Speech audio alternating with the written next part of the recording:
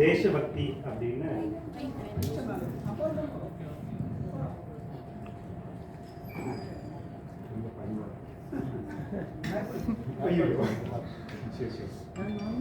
எனக்கு தேசபக்தி அப்படின்னு தலைப்பு கொடுத்தாங்க.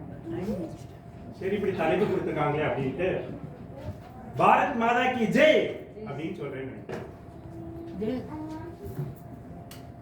மேடையில் இருக்க சொல்லறிவு ஐயா நினைப்பேன், பயப்புள்ள 2 மாசம் முன்னாடி வரை போன்ல பேசுனீங்க, நல்லா தானே இருந்தான், திடீர்னு என்ன ஆச்சு இவனுக்கு?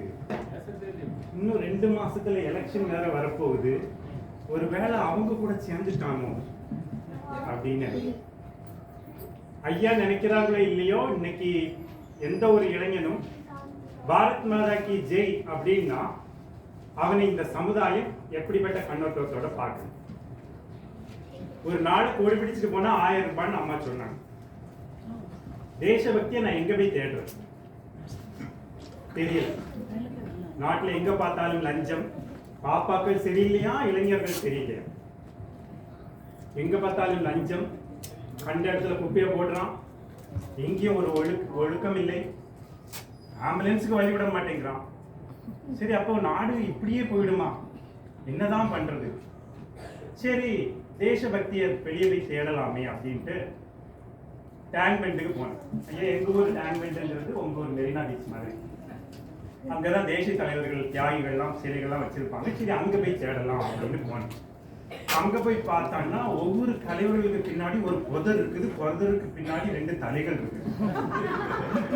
மணிக்கணக்கில் என்ன பேசுறாங்கன்னு தெரியல, எனக்கு என்ன பண்றது? சரி, தேசபக்தி இங்கெல்லாம் தேட முடியாது அப்படின்னு சொல்லிட்டு சரி வீட்டுக்கே போயிடலாம் அப்படின்னு பஸ்ஸில் ஏறி உட்கார்ந்தா ஒரு பெரிய ஒரு 50-55, இது உண்மையிலே நடந்த சம்பவமே, நான் சும்மா சொல்றேன், ஒரு 50-55 வயசு ஒரு பெரியவர் இருப்பாரு. என் பக்கத்துல வந்து உட்கார்ந்தவர் என் கையையே குறுன்னு பார்த்துட்டு இருந்தார். என்னோட பார்த்தானே இதை பார்த்துருக்கிறேன், ஓட்டு போட்டுருக்கேன். எங்க ஊர்ல போன மாசம் எலெக்ஷன் நடந்தது, ஓட்டு போட்டிருக்கேன். தம்பி, உங்க ஏரியாவில் எவ்வளவு கொடுத்தாங்க அப்படின்னு.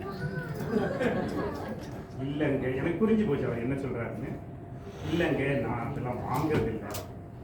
என்னப்பா உழைக்க தெரியாத பையனா இருக்கிறீங்க? எங்க ஏரியாவில் ஆளுக்கு 2000 ரூபாய், எங்க வீட்டுல 4 பேர் இருக்கிறாங்க. இந்த கட்சிக்காரன் ஆளுக்கு 2000 ரூபாய் கொடுத்தா, அந்த கட்சிக்காரன் ஆளுக்கு 2000 ரூபாய் கொடுத்தா, வாங்கி வச்சுக்கிட்டோம். சரி, 2 கட்சியிலையும் வாங்கி வச்சுட்டீங்களே, எந்த கட்சிக்கு தான் ஓட்டு போட்டீங்க அப்படின்னு. இல்லப்பா, இதைதான் என் பொண்டாட்டியும் கேட்டான்.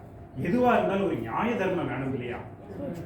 அதனால நீங்களும் பையனும் அந்த கட்சிக்கு ஓட்டு போடுங்க, நானும் என் பொண்ணும் இந்த கட்சிக்கு ஓட்டு போட்டுறோம். நம்ம நியாய தர்மத்தோட நிக்கிறோம், மனசாட்சிக்கு துரோகம் பண்ணக்கூடாது. இப்படிதான் இருக்கு தேசபக்தி நாடு. சரி, எங்கேயுமே இதுல சரி மத சகிப்புத்தன்மை இருக்கேன்னு தமிழ்நாட்டுல பார்த்தா பாரதியார் சாலையில கொட்ட கவனமே. சரி சரி இப்படி இருக்கிறாங்களே, சரி தமிழ், சரி மொழி பற்றி யாரோ பேசினாங்க. சரி, மொழி பற்றி தான் இருக்குதான்னு கேட்டாங்கன்னா, என் பிள்ளைக்கு எதுக்குங்க தமிழ் படிக்க வைக்கணும் அப்படின்னு கேட்குறாங்க. சரி, ஹைதராபாத்தில் சில தமிழ் அமைப்புகள் இருக்குது, தமிழ் வைக்கிறாங்க, சேருங்கன்னு சொன்னா, என் பிள்ளைக்கு இது காலையில கராட்டே கிளாஸ் இருக்கு, மத்தியானம் அவன் பேட்மிண்டன் கிளாஸ் இருக்கு, அதுக்கெல்லாம் டைம் இருக்கு, தமிழ் படிக்க எங்களுக்கு டைம் இல்லை அப்படிங்கிறாங்க. இதை பார்த்துட்டு இந்த ஊர் கவர்மெண்ட் என்ன பண்ணிட்டாங்கன்னா, யாருமே இல்லாத கடைக்கு எதுக்குப்பா டீ ஆத்துற அப்படிங்கிற மாதிரி ஸ்கூல்ல தமிழ் இதெல்லாம் கூட ஆரம்பிச்சிட்டாங்க.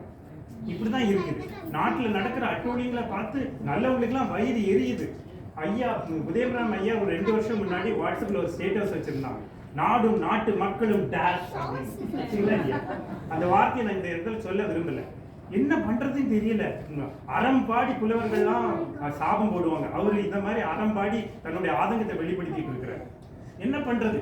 சரி, இப்படிதான் நாடு இருக்குது, எல்லாருமே இப்படிதானா அப்படின்னு யோசிக்க ஆரம்பிச்சேன்.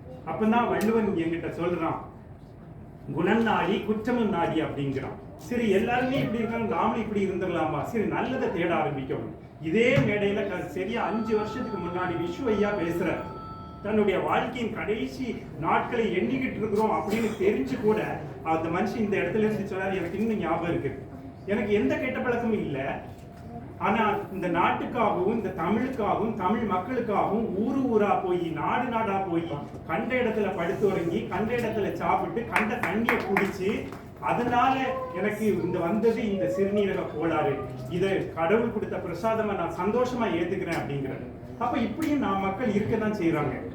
போன வாரம் சென்னையில வெள்ள நிவாரணத்துக்காக 6000 ரூபாய் ரோஜா அப்படிங்கிற ஒரு திருநங்கை அரசாங்கத்திலிருந்து வாங்கிட்டு போய் தெருவில் இருக்கிற சாலையோரத்தில் இருக்க முதியோர்களுக்கு கொடுத்துட்டு வெறும் கையோட கை போயிட்டான்.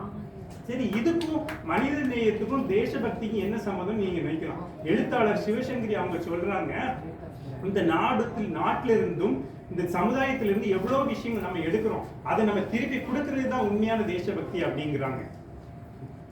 ஒரு சில வருடங்களுக்கு முன்னாடி குடியரசு தினத்தன்னைக்கு பிரதமர் கிட்ட ஒரு சின்ன பொண்ணு கேள்வி கேட்கிறது, நானும் உங்களை மாதிரி பெருசா வளர்ந்து இந்த நாட்டுக்கு தொண்டு செய்யணும்னு நினைக்கிறேன், நான் என்ன பண்ணணும் சொல்லுங்க அப்படின்ட்டு. அதுக்கு சிரிச்சுட்டே பிரதமர் அவர்கள் சொல்றாரு, இந்த நாட்டுக்கு தொண்டு செய்யணும் நீ அப்படி அந்த பொசிஷன்ல இருக்கணும், அந்த வயசுல இருக்கணும், இந்த இதுல இருக்கணும்னா கிடையாதுமா. உன்னோட வயசுல இருக்கும் போதே நீ ரோட்ல நடக்கும் போது ஒரு குப்பை கிடந்த அந்த குப்பையை எடுத்து இந்த குப்பை தொட்டில போடுற பேரு அதுதான் தேசபக்தி அப்படிங்கிற. தேசபக்தி வெளிப்படுத்துறது ஏதோ பெரிய விஷயங்கள் தான் தேவையில்லைங்க. சின்ன சின்ன பக்கத்துல இருக்கவங்க நல்லா பார்த்துக்கிட்டா கூட அது கூட நம்ம தேசத்துக்கு செய்யறதோடு தான். அந்த நம்பிக்கையில் சொல்கிறேன், இந்த விஷு ஐயாவின் அந்த புனித ஆத்மாவை நிறுத்தி சொல்கிறேன், இந்த உலக இந்த நம்ம நாட்டுக்காக எல்லை இருந்துகிட்டு நம்ம தேசத்துக்காக பாடுபடுறானே அந்த ராணுவ வீரனை முன்னிறுத்தி சொல்கிறேன், ரோஜா என்கிற அந்த திருநங்கை சகோதரியை முன்னிறுத்தி சொல்கிறேன், நம்ம தேசத்தில் தேசபக்தி இன்னும் உயிர் பெற்றுக் கொண்டுதான் இருக்கிறது, அது எங்கும் மாளாது. அந்த தைரியத்தில் இப்போது சொல்கிறேன், நம்முடைய தேசம் விரைவில் வல்லரசு